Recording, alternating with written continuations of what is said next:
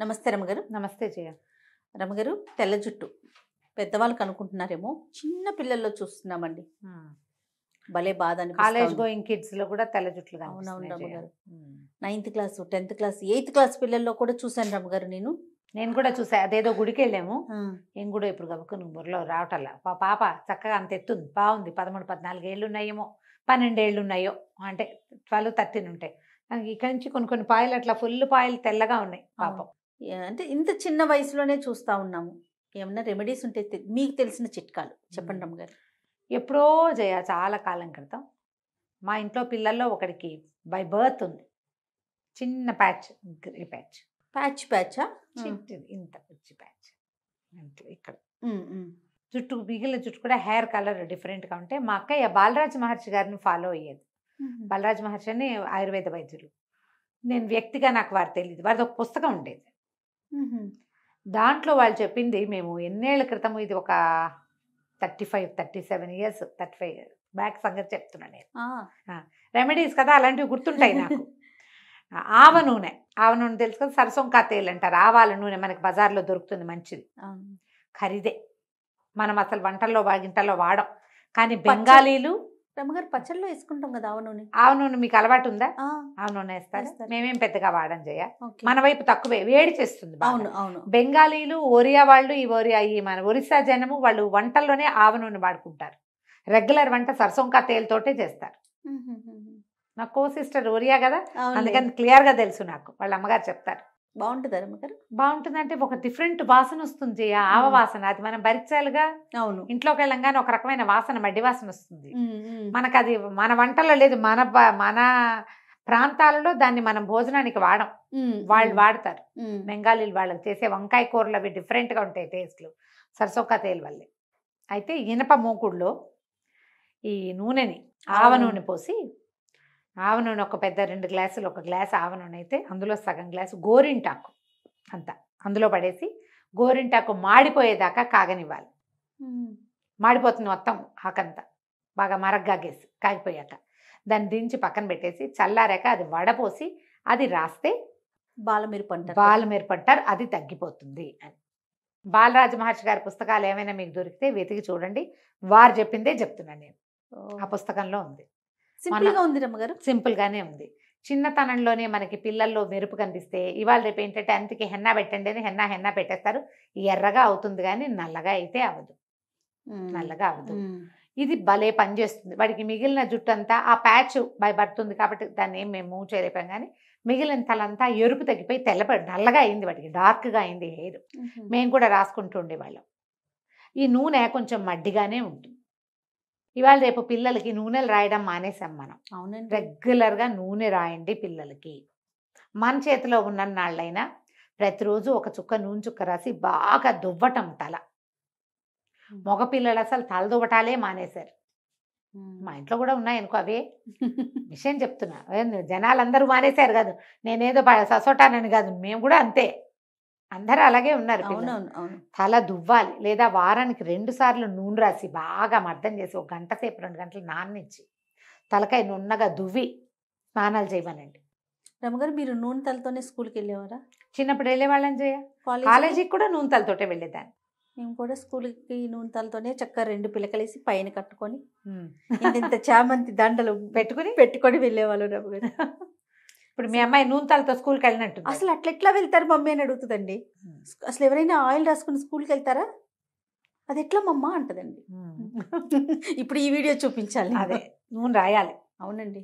ఇంకా నైట్ బలవంతాన పెట్టి మళ్ళీ మార్నింగ్ హెడ్ బాత్ చేయించడము అలా చేయాల్సి వస్తుంది. నూనె ఉంచండి పిల్లల్లో. సౌందర్యం వారానికి ఒకసారి సౌందర్యానికి పోషణ చేసి, దాని జుట్టుకి పోషణ మనం ఇలా చేయాలి. గుంటగరాకు ఒకటి బాగా పనిచేస్తుంది చేయాలి. గుంటగలగర, ఉసిరి కలిపి, ఈ 2 కలిపి. గుంటగరాకు ఎక్కడ దొరుకుతుంది అంటే, ఊళ్ళల్లో ఉండే వాళ్ళైతే చెరువుల దగ్గర అక్కడ దొరుకుతుంది. మన టౌన్లలో సిటీలలో ఉండేవాళ్ళు, మీ కూరగాయలు తెచ్చేవాడిని గుంటగరాకు అని అడగండి. ఏం చేయాలి? వాళ్ళు తెస్తారు గుంటగరాకు. అది అవునో కాదో తెలుసుకోవడం మనకి ఇప్పుడు ఈజీ. ఫోన్లో మన స్మార్ట్ ఫోన్ ఉంటే దీంతో దాని ఫోటో తీసి వాట్ ఈస్ దిస్ అని అడిగితే గూగుల్ చెప్పేస్తుంది, దిస్ ఈస్ గుంటగలగర, నథింగ్ బట్ అని చెప్తుంది. భృంగరాజు అంటారు కదా, అది భృంగరాజు, ఉసిరి, ఈ 2 రసం తీసి నూనెలో పోసి కాచుకోవాలి. మందార పువ్వులు కూడా వేసుకోవచ్చు అందులో. రమ్మగారు ఈ మధ్య ఎవరో చెప్తుంటే విన్నాను, దాన్ని డైరెక్ట్ గా స్టవ్ మీద పెట్టి కాచొచ్చా? దేన్ని?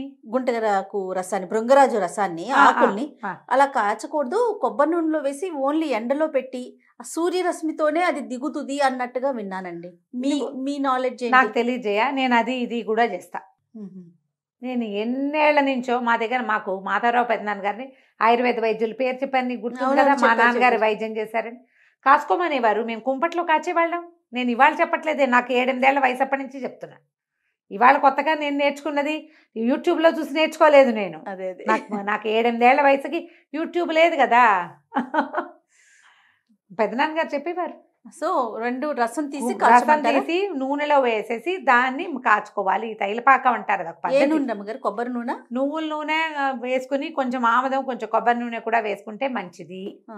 ఒట్టి నువ్వుల నూనె చేసుకోగలిగినా మంచిదే. ఈ అబ్బాయి మా పిల్లలు ఆ నువ్వుల నూనె రాసుకోరండి అంటే, నువ్వు కొబ్బరి నూనెలో చేసుకోండి, దాంట్లో కొంచెం ఆముదం వేసేయండి కొంచెము. నేను చేసి చూపించాను. దాంట్లో మందార పువ్వులు, గుంటగరాకు, ఉసిరికాయ ఇవన్నీ కూడా జుట్టుని నల్లబరుస్తాయి, డార్క్గా చేస్తాయి, హెల్దీగా చేస్తాయి, గ్రోత్ పెంచుతాయి. మీరు గమనిస్తే ఇంత నూనె కాచద్దమ్మా, కొంచెం చేసుకోండి. ఏ ఒక్క పాపాయికి తెల్ల జుట్టు ఉందో దానికి ఒక్కదానికి స్పెషల్గా చేయండి. కొద్దిగా రెగ్యులర్గా రాసి తల బాగా దువ్వండి, దాని తల అదే దూకుంటుంది, నాకు టైం లేదని చెప్పకండి. పోనీటైలు 2 చిట్టి పిలకలే ఉంచండి, బలంగా దువ్వాలి తల బాగా, ఆ జుట్టులోకి వెళ్ళాలి. దీంతో పాటు మీరు ఏదైనా వైద్యానికి కూడా ట్రై చేయండి. పిల్లల్లో బాలమెరుపు సమస్యలు ఉన్నప్పుడు ఏ లోపం వల్ల ఇది వచ్చిందో హోమియోపతిని కూడా ట్రై చేయొచ్చు. ఆయుర్వేద వైద్యులను ఎవరైనా ప్రయత్నం చేసి చూడండి. మందు వేస్తే కూడా గుణం కనపడచ్చు. పైనుంచి రాసేటప్పుడు మనం ఈ 2 నేను చెప్పాను కదా, ఆవ నూనె, ఇది మేము ట్రై చేసింది. ఈ గుంటగరాకు అవన్నీ నాకు తెలిసినవి, నేను చేస్తాను అవి. అవును, ప్రయత్నం చేసి చూడండి. పిల్లలకి హెల్దీ ఫుడ్ పెట్టండి, తలలు చక్కగా శుభ్రంగా ఉంచండి, పిల్లలకి అర్థమయ్యేలా చెప్పండి. ఈ లక్షణాన్ని పోగొట్టుకోవడానికి చిన్నతనం నుంచే హెయిర్ డైస్, హెన్నాలు గిన్నాలు పెట్టబోకండి. చిన్నతనం నుంచే చేయొద్దు. శ్రద్ధగా చేస్తే షార్ట్గా ఉన్నా పర్వాలా జుట్టు, పోనీ ఎంత పొడుగు జడలు ఉన్నాయి, అంత పొడుగు ఉంచాలనుకోవద్దు. ఈ మెయింటెనెన్స్ కష్టం అనుకుంటే కొంచెం పొట్టి జడలు చేయండి, ఇప్పుడు అవకాశం ఉంది కదా. కానీ హెల్దీగా ఉండాలి కదా. ఆలోచించండి ఇట్లా, తప్పకుండా ఏమైనా చేయొచ్చా అని. కుదిరిందనుకో కంటిన్యూ చేయండి.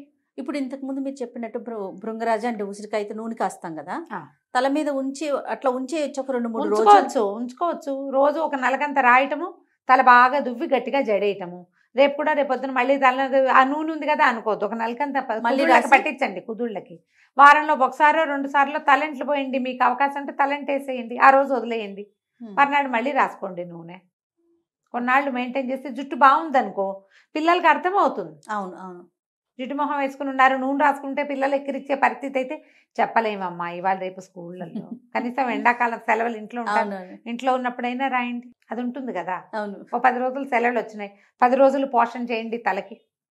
ఏదైనా మంచి హెయిర్ ప్యాక్ తయారు చేసి పెట్టడము పిల్లలకి, శుభ్రంగా తలంటి పోయటము, నూనె రాసి బాగా మసాజ్ చేసి 1 గంట 2 గంటలు వదిలిపెట్టి తలంటి పోసేయటము చూస్తే మెల్లిగా ఏమైనా బెటర్ అవ్వచ్చు.